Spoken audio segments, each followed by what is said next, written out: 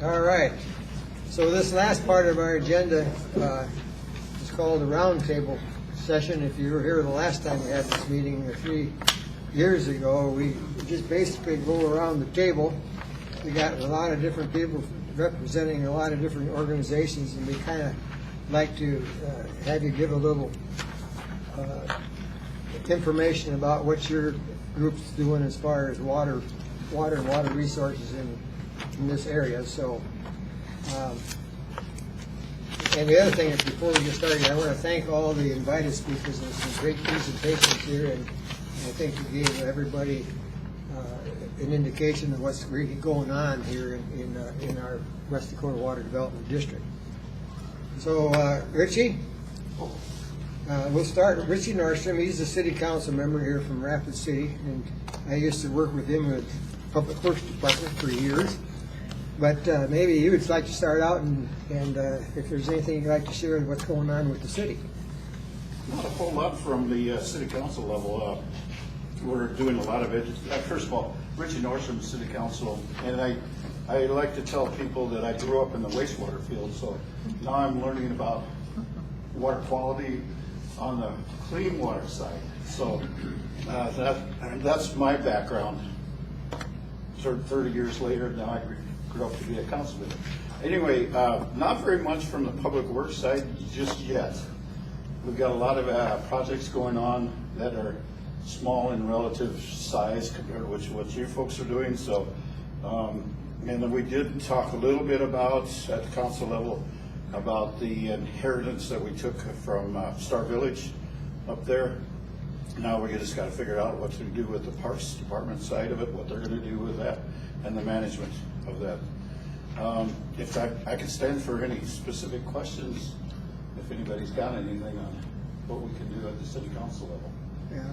Jeff had to leave, but he said he's the water superintendent for Rapid City, and he said they're using about almost 14,000 acre-feet of water a year is the annual production. So we talk in million gallons. I know. So it's about 1 million gallons more than what we were consuming from Pactola Dam this year. So, right. And personally, I expect that number is going to grow, because on the city council we are getting information that we're getting about 8 to 10 people per day moving into Rapid City. So that number is going to. How many are dying? How many? How many are dying? Well, the obituary only puts about 3 or 4. Scott, you got to be careful what you say. Very nice to meet you. Thanks for coming. I appreciate it. Oh, Neil, go ahead. What's the status? I know for a while the city talked about water treatment facilities and drinking facilities are super outdated. You can spend a good investment on updating. There's obviously, I live in Rapid City, a big fan of that happening. Do you have a status on upgrades, and is this additional money going to help the city out with some of the water treatment? Not reclamation, but intake and initial treatment and distribution. Yeah, the water treatment side of it is what you're talking. Yeah, I like to describe it as we're still working on the paper map, and where to find a location. People are looking for a location for a new water treatment plant, and where that's going to happen, it's too early to tell just yet. So, but I think the biggest thing is that the water production that we're going to have to meet, we are going to have to look long range, very far down in the future to see what the demand will be for our water production. We know what was going on right now, but with this, shall we say, the citizens moving into Rapid City, and then also what we are doing as the city of Rapid City, supporting the outlying districts or areas, fringe areas of Rapid City, what that consumption is going to take place. So we've got to do the same thing, study, major study. Another question? Kind of the same question, but specific to the old water treatment plant by Sioux Park, what's the timeline on how much longer we can have that around? Do we correct? We want to try to build a new one first and then bulldoze the old one? Is that kind of the thought? Essentially, the best way to describe it, essentially right now, the current water treatment plant is obsolete. Cannot get parts for it, cannot even retrofit parts to make it operational. It is still producing Some. during the summer and Yeah. peak season, but for the most part, it's the clay corn. Cleghorn is a major producer right now. And just a point of interest, especially for me, is that we're very cognizant of the septic tanks that are in the area. So we are doing our best to convince the property owners no more septic tanks, and especially in that drainage area. So there was a major debate that happened within the last 2 months on the city council level to allow for another septic tank to be in that area. Thank goodness the property owner saw the light, so we didn't have another septic tank.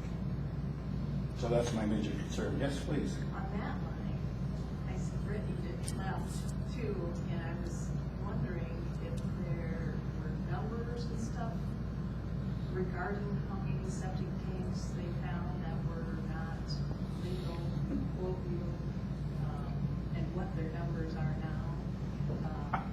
Go ahead. With compliance with the 6-year inspection, things like that. Do you have a feel for that? Yeah, we don't get the numbers or the data on that information because that's a whole nother area, and I believe we still are doing a cooperative effort with the county on septic tanks. We do most of the administrative side of it for the septic tanks, but the bulk of the work is done within the city for design. But as far as inspections and monitoring, another division, I'm going to say underneath the county's jurisdiction is doing that. Well, I think you still had somebody in the engineering department that did the 1 mile radius. Yes. And then the county had everything else. Yes, that is correct. And again, best of my knowledge is right now we just do the design and installation and inspection only, and then after that it's there's a contractor that does the inspections for us and the county. Good question, because there are rumors that some of those tanks out there, septic tanks, are failing. So.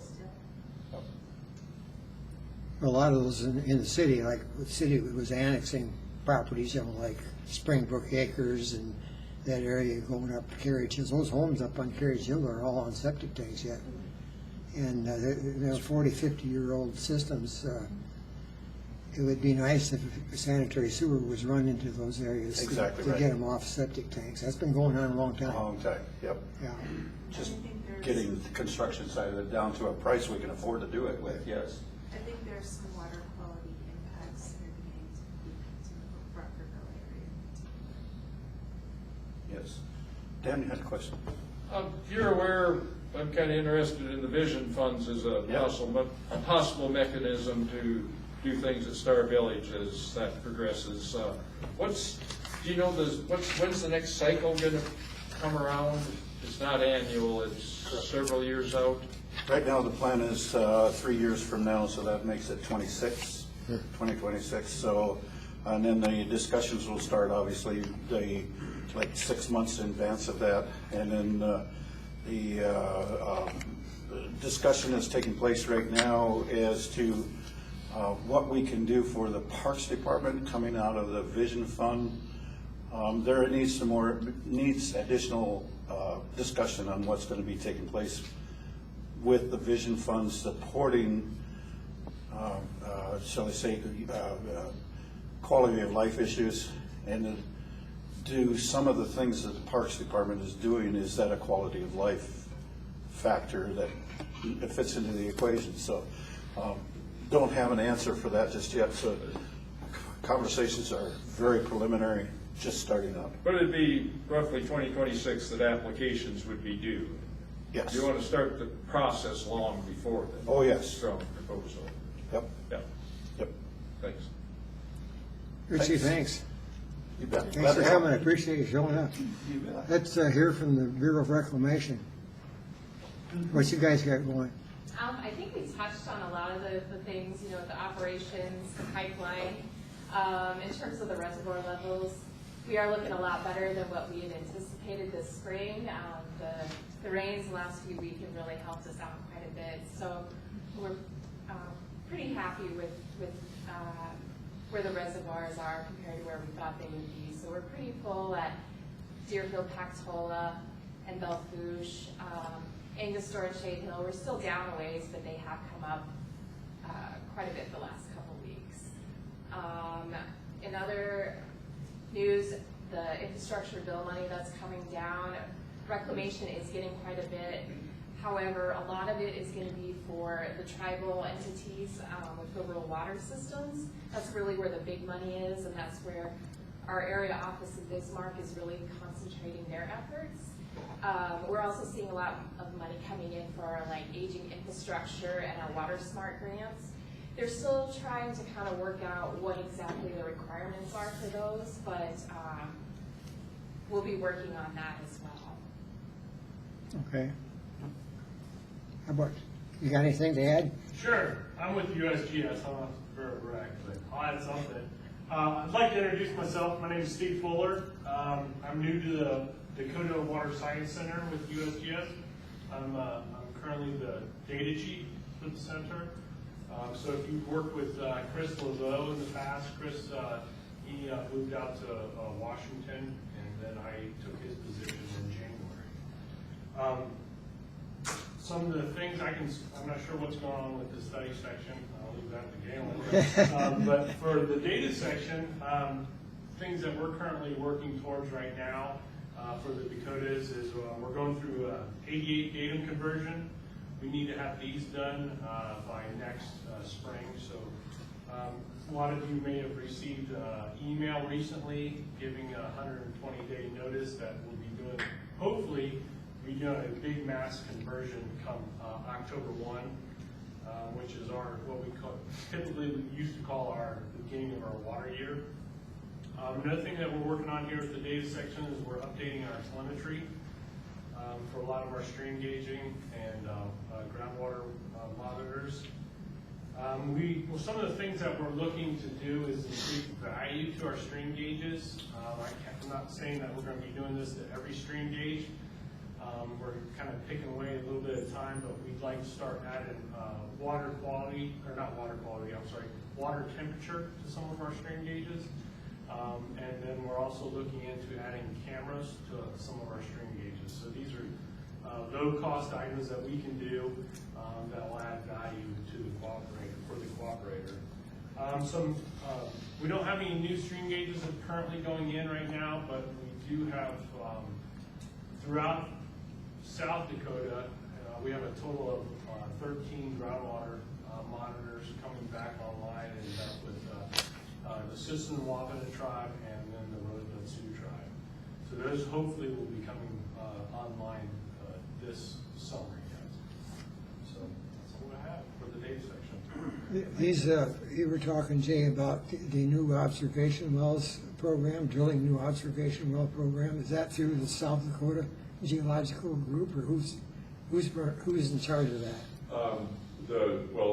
It's the water rights program within the Office of Water, Danner.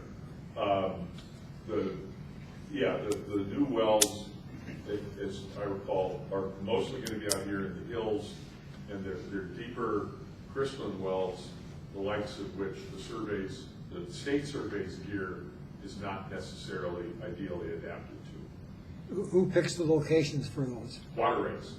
The water rights program. Water rights program. Yeah, DA and our water rights program will decide where they need to go, and that's presumably in response to, expanded use of some of the crystalline units, or, maybe some new deeper Madison wells or whatever. It's just, my understanding is there's a whole block of wells that the survey, it's not really in their wheelhouse. Okay. I was just curious who was going to actually do the work, but. Yeah. No, I'm assuming it'll be contracted out, but the locations will all be determined by the water rights program. Okay, thanks. Go ahead. I had a question for you. How would cameras be utilized at your stream sites? Well, here's an example for us, right? We have a camera right now up in North Dakota that's on a stream gauge on the Souris River. That's about a 3-hour drive away.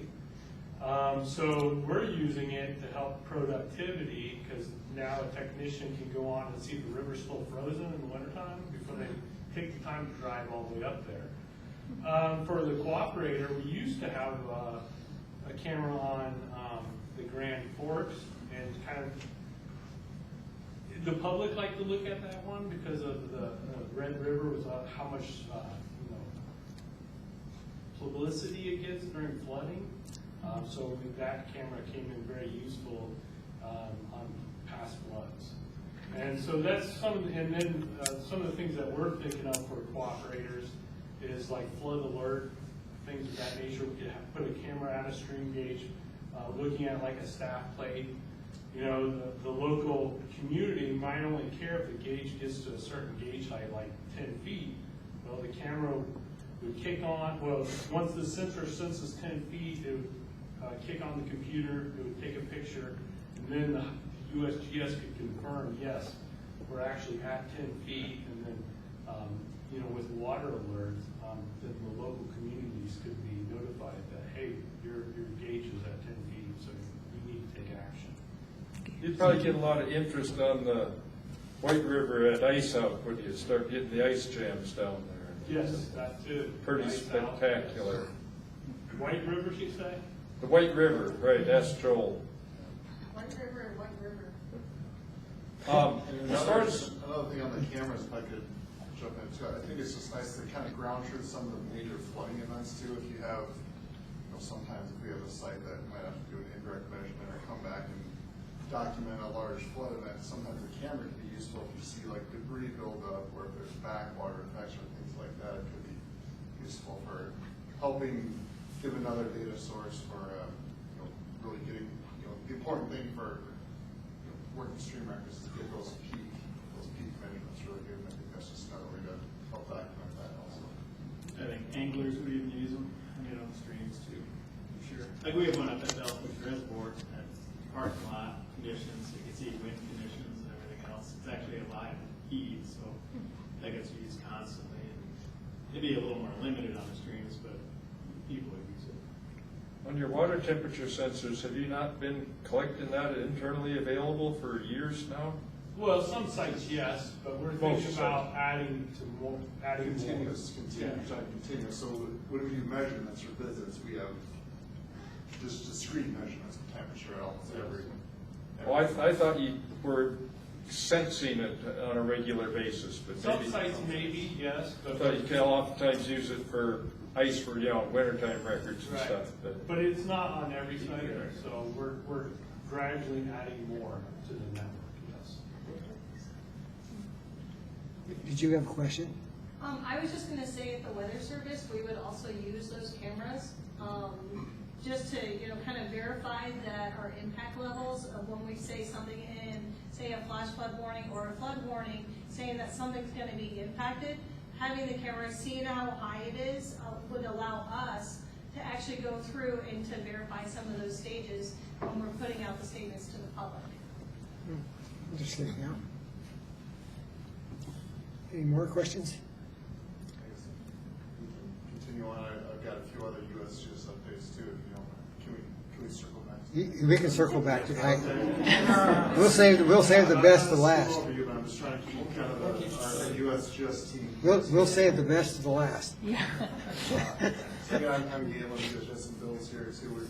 So Steve kind of alluded to it. We're kind of, in USGS, there's kind of a stream gauging data side of the house, and there's also an interpretive or studies side of the house. We're still one team, but that's just kind of the way we talk sometimes. So I guess to kind of fill in on a couple other new names. So Steve is of course fairly new here, and our director Eric had to step away this afternoon, but Eric Volkman is our, well, not really, he's been around for 8 years now, but he might get a new name just some people. So for those that do business with us, Eric's will be the one that's on the agreement and things like that.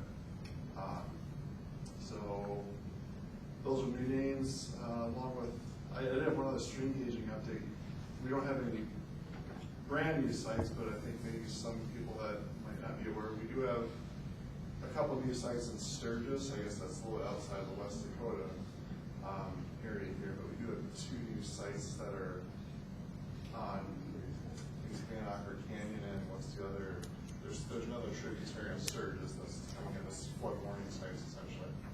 And then there's also, as part of another project on Box Elder Creek, we installed several stream gauges on Box Elder Creek and some trips there that are viewable to the public. So, Where are those located?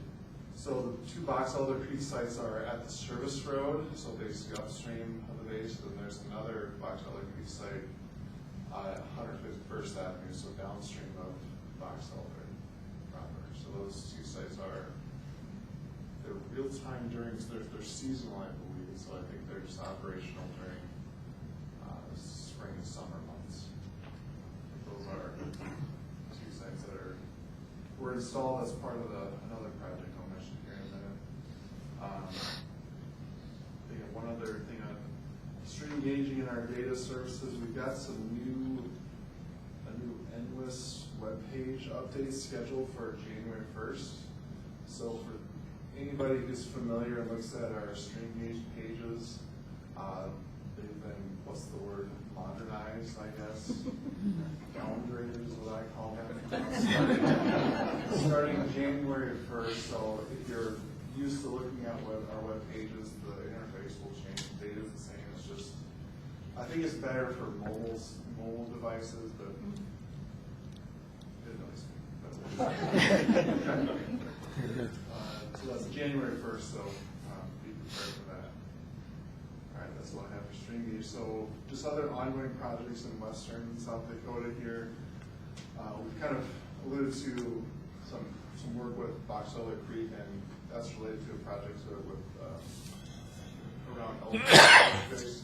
So we had a project for the last couple of years in partnership with AFCEC, the Air Force Civil Engineering Center. It's involving kind of a multitude of aspects. The main one is some mapping efforts to map the pier shale and characterize the groundwater aquifers around the Air Force Base. So we've got many products produced. There's actually another map product that's in publication right now. It should be out shortly. And then we've started doing some water quality sampling the last 2 years, both in some monitoring wells surrounding the base and also in Box Elder Creek and some tributaries surrounding the base. Now, that water quality program has only involved basically everything except PFAS to date. So that includes the major ions and organics, VOCs, organic wastewater compounds. However, starting this year, there's been the funding agency AFCEC has asked us to start incorporating PFAS into that sampling plan. So starting actually next week, we will be doing some adding PFAS onto that monitoring plan, and this only in the surface water sites around Box Elder Creek. So that data will be, it's complicated. We're working in cooperation with AFCEC, and there's some discussions of when that PFAS data will be released publicly, but as USGS always says, everything we do will be released to the public in some form, but there may be some delays with that PFAS data. So that's kind of the juicy part, if you will, with the Ellsworth.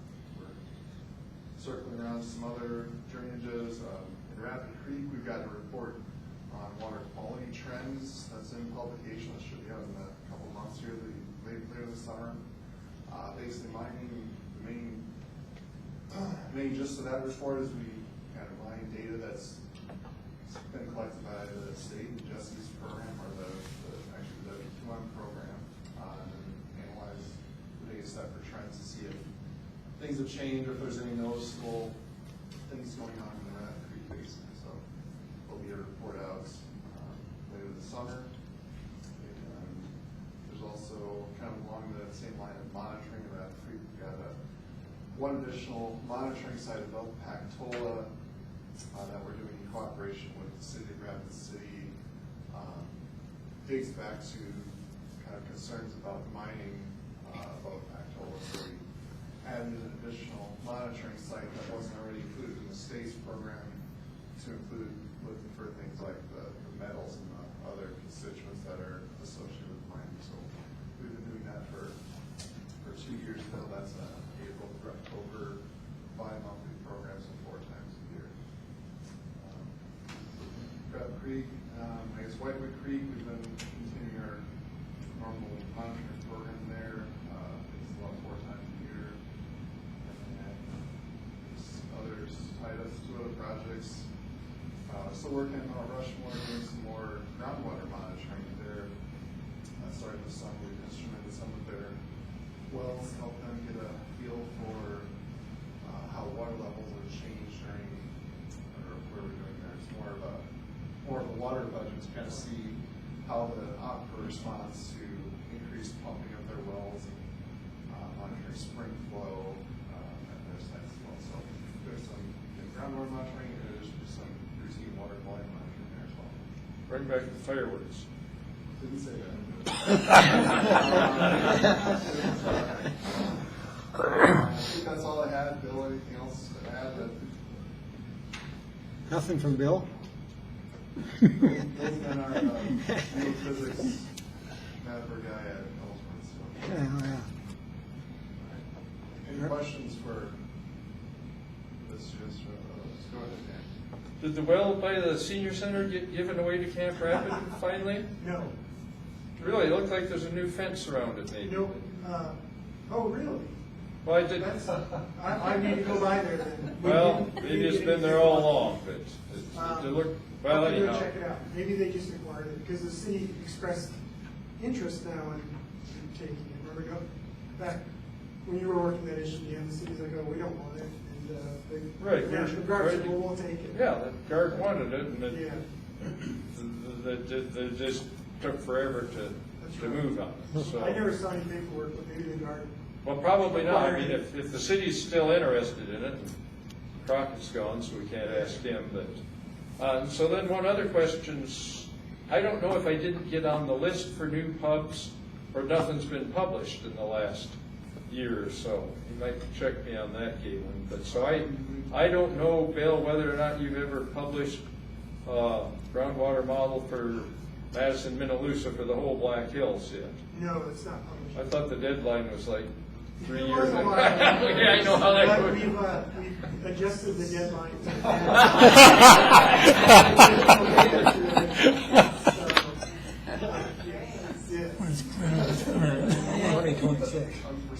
Justin to the deadline. That's a typical government saying. Any other questions? All right, Heidi. Well, I could talk about research projects going on at the school nights for a very, very long time, but I'm not going to waste your time doing that. What I'd like to say, though, is that as we do all these different projects, if you can involve students, we would love to help get our students as much hands-on experience as possible related to water conservation, water use. So if you're looking for interns or bodies to help with sampling or even class projects, don't hesitate to reach out to the professors of the school or email me, and I can help put you in contact with the right person to hopefully get some students interested in projects. So on the Living Lab, we have 2 students who are working on it, Vaides and Abby, and they'll be doing the Living Lab activities and maintenance. Our hope is that we, in the future, expand and have more Living Lab type experiences at the school nights that can be available to the public and provide students with the opportunity to help solve problems and learn how systems work from a hands-on perspective. And do have a new faculty member that I don't know everyone in the room is aware of or not.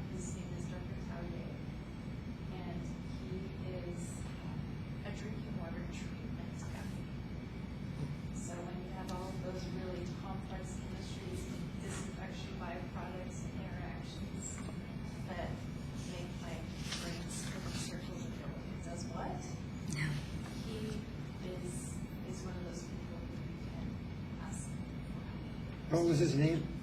Tao Ye. Why?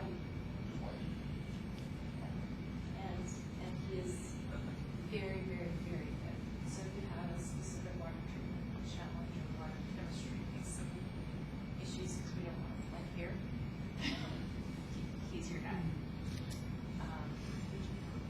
This is so. Again, if people have different projects, we love to help our students make connections, and our professors love to be involved in research. So, that's it. Okay. Any questions? Yeah. Yes. Have you looked any further on the Brownsfields aspects as far as places where you've got erosive shales, or someday we can tackle more of them? You know, that's something that I think will come into play if the school expands to have a field house. They're currently talking to, I believe, the school districts and considering building an indoor playing track. And if they do build that indoor running track, then that will be something definitely that we would need to look at. For those of you who are not familiar with the area or familiar with the school mines used to be a smelter for a portion of it, had a chlorination plant, and then it's across the street from the old NDV, which was the whole gasification plant. So if you're an environmental engineer, it's a cornucopia of issues to study that are buried underneath the stadium for the most part, and on the hillside. There's also potentially a city dump in there too, and other things. That once they start disturbing the surface covered behind the stadium, maybe talk to the A&R about a brown system. So. That it? How about the Forest Service?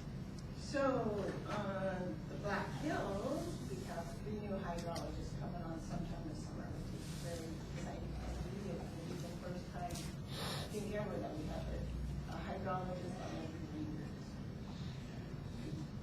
We're jealous. So I say this all the time, and I'm sure people get tired of hearing it, but I am not a hydrologist, so there is no hydrology expertise in the supervisor's office, so I'm very excited that that expertise is on the ground where it belongs. And Nebraska's also got another hydrologist coming on, and I don't know if they're going to be on the grasslands in South Dakota or in Chapter, but I do know that they've got somebody. So that's the good news. The busy part is, of course, we're in the forest conservation, which means right now we're in the assessment phase. So those assessments were written to,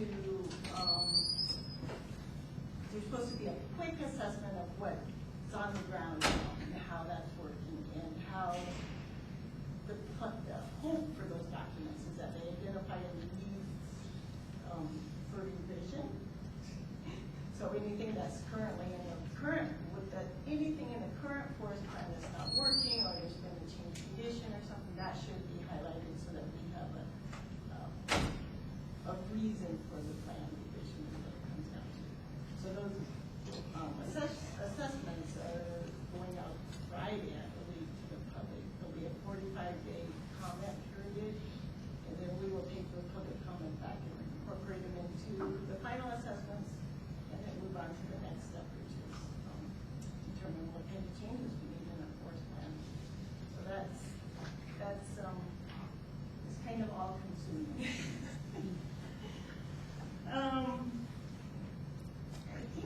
I think that's all I have for you. I'm new into this position and trying to get my feet under me still, so I'm working on it. Okay. Any questions to the Forest Service? What was your name again? Sissy Engelbert, like comforting. Right, Oh, and the first name again is Sissy? Yeah, it's Okay. Cynthia. Email is cynthia.engelbert@usda.gov. All right. Well, thanks for coming today. I appreciate you coming from the Forest Service. I enjoying. Yeah, it's a good group. Joanne, you have anything for us? Well, I don't have any projects really going in the western part of the state at this point. I'm still working in Sully County on geology and groundwater or water resources study. And I'll be hopefully finishing up the drilling and stuff for that this year. The exciting part is, though, for our department as a whole, the geological survey part, with the better funding that we have this year, we are getting a new drill rig, which is going to replace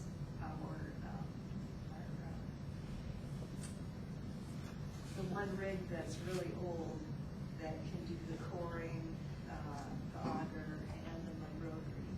So it's going to be a much better rig to do, except that it still doesn't do the crystal and rock stuff. So the water rights is going to contract out those water sites out here.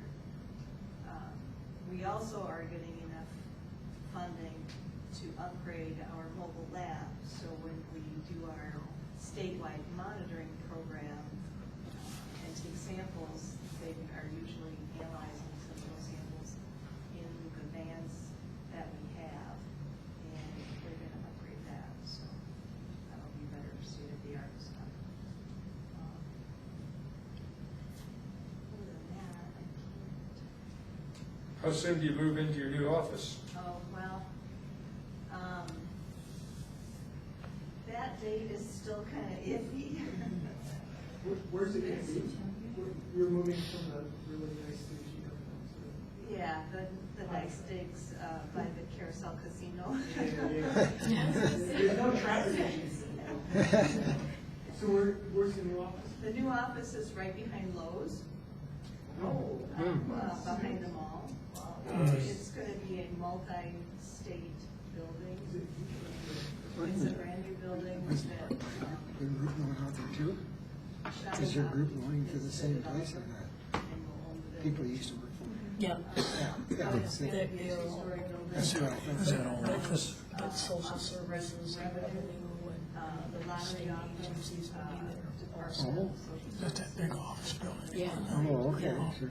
Jeez. child You know protective Kevin services, Christensen, right? and then DA. I went to his retirement party last Friday. Oh, you did, okay. So, Well, I was just gonna say, if you retired, well, you know that. probably mid-July. No, he's my neighbor. But we're not quite sure. One other thing with our geological survey program, Mark Fehrenbach, who has been doing geology in the hills and mapping at the 1 to 24,000 scale maps, has just retired. And his replacements already moved out here, but he's brand new to South Dakota, brand new to the hills. We have one other fellow that is new as well. He's been out here a couple of years, but he drives back and forth from Vermillion. John, he's doing currently up by Spearfish. Tyler has actually bought a house here, and then we have still Brian in our office, and I'm the hydrology person in our office. So we'll still have 3 in the office. So what's the name of Fehrenbach's replacement? Tyler, it escapes me. Merman. I think it's Merman. M-E-R. Close enough. For those in, Old enough to retire? Not quite, but the thought of him moving his office into the new building. that was an incentive? Yes. That was an incentive. Didn't want to move He's over. gonna retire in a year or 2 anyway. So we figured he would just take an early retirement. For those that don't know, Joanne comes to almost all of our meetings, maybe every one of them. and Not unless I bought them a deal. and sits through a lot of discussions on a lot of different topics, and we appreciate you coming to those meetings. And you helped us out with the hydrology conference with some of our brochures. Worked with Dan on that. We appreciate that too. So She donated the projector and the screen. yes. Thank you very much. Which we didn't need in the new office. That's good. Hand me down. Anything else from your program you want to say? Said enough, huh? How about you, John? Yeah, a couple things. Scott asked me a question before, really about what's the biggest concern in the hills, basically for our lakes, and it's really infrastructure. You know, everything's 70 to 90 years old for the most part. So sedimentation and then failing structures. So what we've done, we hired Danner Engineering, and they're kind of working across the whole state, rotating between all of our lakes, doing assessments, costs, estimates for repairs, and we're basically funding those repairs as we go. So, but that's one of the biggest concerns. So, and another project I did mention, City of Rapid actually has the Canyon Lake Park ponds, right below Canyon Lake, or right in that area, and they're all basically collapsing, full of sediment and everything else. So they actually have $364,000 to go into the west series of ponds. I think the estimate's 700. So I told them if we can make it happen, you know, this fall or spring, we'll do an agreement and we'll cover the rest of it. So that's a habitat stamp money, which, you know, is our big bonus right now for getting some of these projects done. So that'll basically change the shape of the ponds, kind of double the water capacity of them. Because they're popular fisheries, you know, for youth, and everyone through there too. So Are you still going to use those type of rocks in there? no, it's going to be probably cast concrete or block. But So all that rock work connecting all the little raceways, that'll all get torn out and replaced before it falls over? Or? Correct. Yeah. So the west end on the road coming into the park, that's that first series that'll be done. Oh, okay. Yep. So if everything goes right, possibly this fall. So you're not doing all of them, just primarily one series of them. One series. Yep. Okay. So that's it. Is that it? Yeah. That was it. How about the weather service? So when everyone thinks of the weather service, they think of the part of the mission that the weather service has for weather and climate information and data, but they forget that a large part of what the weather service does is to provide water data, forecasts, warnings, and impacts for the protection of life and property. So we're the ones that issue those flood warnings and those flash flood warnings. So we try to get as much information as we can. So any kind of stream gauging information, any kind of precipitation information. Because not only are we dealing with floods, we're also dealing with droughts. So too much or too little, it kind of all falls within our realm here at the Weather Service. So that's something that we do. And like webcams, I mean, we use those from just about anyone that we could find that streams that data online. The meteorologists use it to look at the clouds, because most of the time it's kind of about halfway, you can see that. And then also if it, you know, even the DOT has some webcams that point at the bridges. We use that to help look at the river levels, just to make sure that, you know, data that we have coming in is kind of agreeing with what's going on and making sure that there's no impacts there that we would be concerned with. So one of the upcoming projects that we do have coming is that our hydrology web pages are going to be redone. Right now it's slated for next year. We don't have any kind of sample of it. They're still trying to get them to work, but apparently they're going to tell us, and 30 days later they're going to switch over. So we will be having some new web pages coming up for any kind of our forecast information and impacts that we show when it pertains to a lot of the USGS river gauges. Question? I remember something this was sharing. We are scheduled to install several stream gauges in the Black Hills over the course of this summer. I think French Creek, I think we'll get one. Whitewood? Yeah, something like that. I remember the details. That isn't really part of. Yeah. So, and I know we collaborate with the weather service on those. So, our guy, an engineer in our program that kind of handles the stream engaging during these season fall, so we have some this winter, summer to install those. Are those tied into the USGS system? No, they're not. The results are shared on the National Weather Service website. Okay. So, on a different note of equipment, we did get for the civil and environmental engineering department, there was an endowment that was given last year. It was helped us remodel all of our laboratories, but it also helped us get some surveying equipment. So, now have an all-team PT and some rural drilling monitoring. So if there's a student project that we can tie real-world applications to, our students are trying to have several of the students who listen to once. So it's a really cool toy. And I want lots of data for the students to use it. Projects they built in. Very good. Does any of the directors have anything else to talk about? We ought to ask Jay if there's anything Oh, going on at I thought he was there. well, he did the legislative update. Okay, Is there okay. anything just going on Huh? over in East Dakota? Well, by definition, very little of what we're doing over there has any application here. But one thing that I think is in the process, and it came up earlier, questions about the PFAS, and I just trying to right. I think it's EPA has a unregulated contaminant monitoring requirement, UCMR. I think that's what it stands for.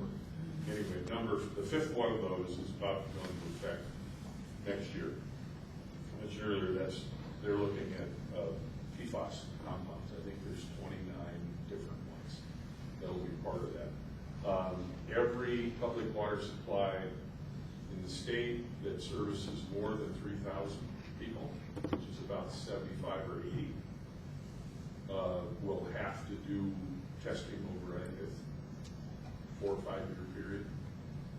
And then a select number of smaller systems that will be statistically wizarded out somehow on that. Given that those are typically measured down in the parts per trillion range, ppb and ppt, it's probably not something you just want all 75 different systems having the guy go take the sample. And so we're working with the drinking water program and South Dakota Water to maybe set up a program where we would identify like 3 samplers, an east, a center, and a west. And that individual would go to all of the Black Hills area systems that needed to be tested and collect the samples.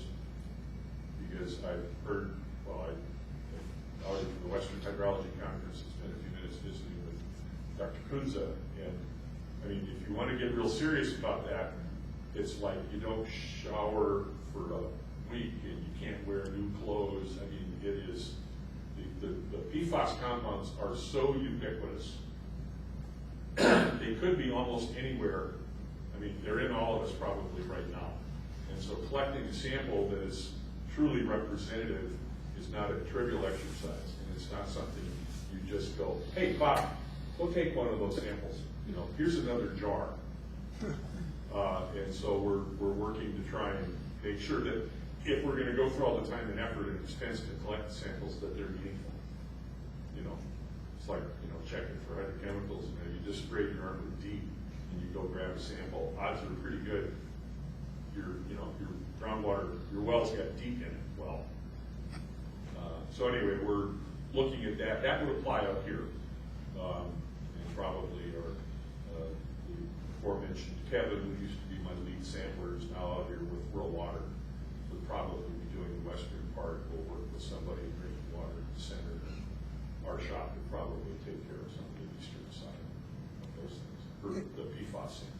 Is there a lab in South Dakota that can test that? No. No, I suspect on campus, the capability is on its way. Is the school? It will happen very soon. Thing is it would have to be certified. Yeah. So it's a very, very important distinction when it comes to costs. So Dr. Ye, and very likely will have capabilities soon to do PFAS testing, but it would not be, he is certified that he would not be able to use it in any sort of regulatory sense. However, given the fact that you send it to a EPA certified lab, the price tag that comes with it starts from $200 a sample.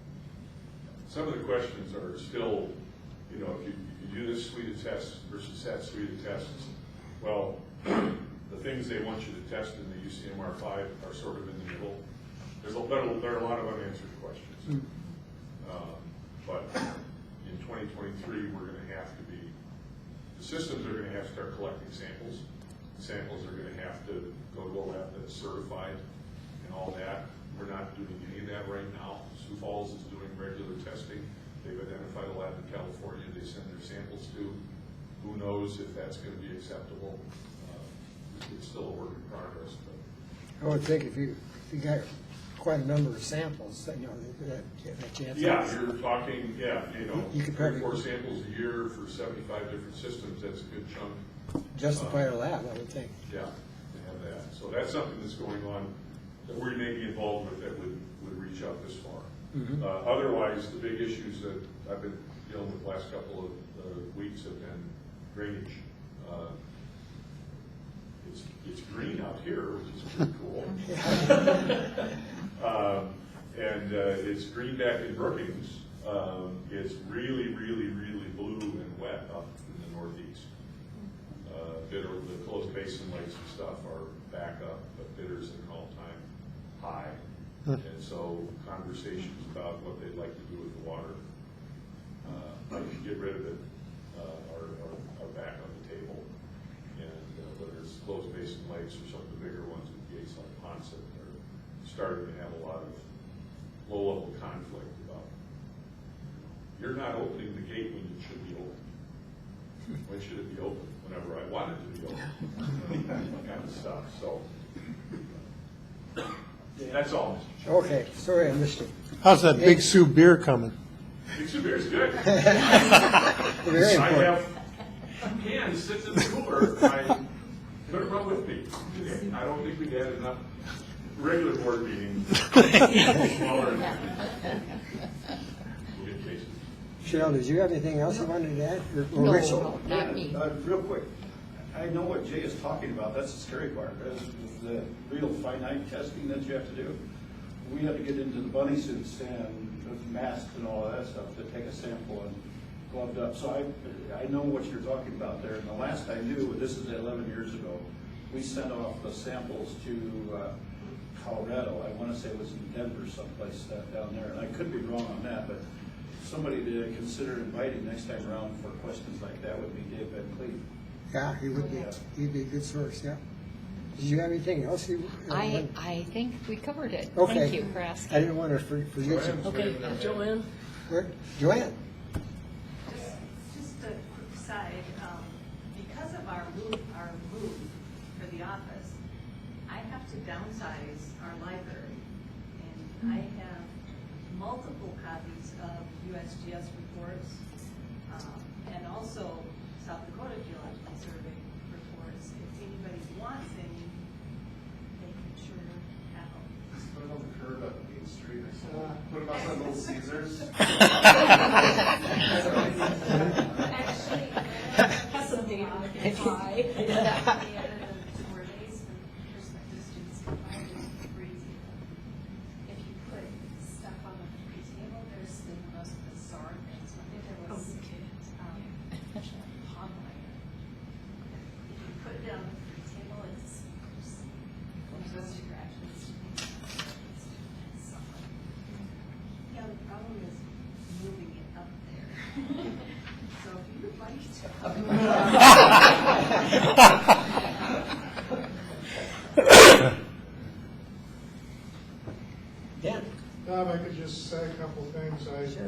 Director Driscoll did a good job describing the erosion control at Star Village, which he spearheaded the effort. But I'd encourage anybody to look at that. If you're driving south on East Boulevard by the post office, just look up on the hill, and you can see the contrast there. The other thing I wanted to mention is that we revamped our website, and there is a Get Involved section here, so maybe students could look at it and get involved in some things, and so that is there now. And if you haven't signed in, the sign-in sheet's kind of out of the way there if you didn't know about it. That's all I have.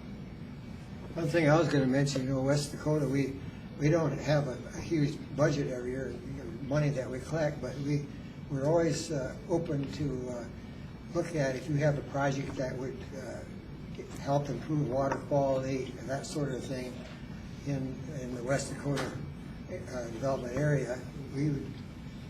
We're looking for projects to partner with, and Dan Driscoll mentioned that during his presentation, but we're always, you're invited, if you've got something that you think would fit our mission, we'd sure invite you to get with us and maybe put together a proposal that we could possibly fund part of it. And I'll credit Director Rowe for this addition to the website. Oh, yes. We added also like news. Yeah. That I just basically, I haven't really put much in there. We just wanted to add the pages but yeah, as we have things, if we have something. Any of the directors have anything to add? Till we go to recess? Well, I want to thank everybody for coming. I think it was very informative, and we'll probably plan on having another one probably in the next couple of years, I'd say. Do we have a head count on how many of us directors are going to go to Kelly's? 1, 2, Just one? 3, 4. And we can have 5. If we're going to have 5 or more, we just have to continue our meeting. Were you thinking of going, Linda? No. Okay, so it's Linda's birthday today. we are 4 only, so. Okay, we can. So we can adjourn, and so. Thank you. Do I get to celebrate? Again, anyone that's interested in going to Kelly's, I'll head over there right away, and we're reserved for the back room, so beer's on us. Meeting adjourned. Thanks again.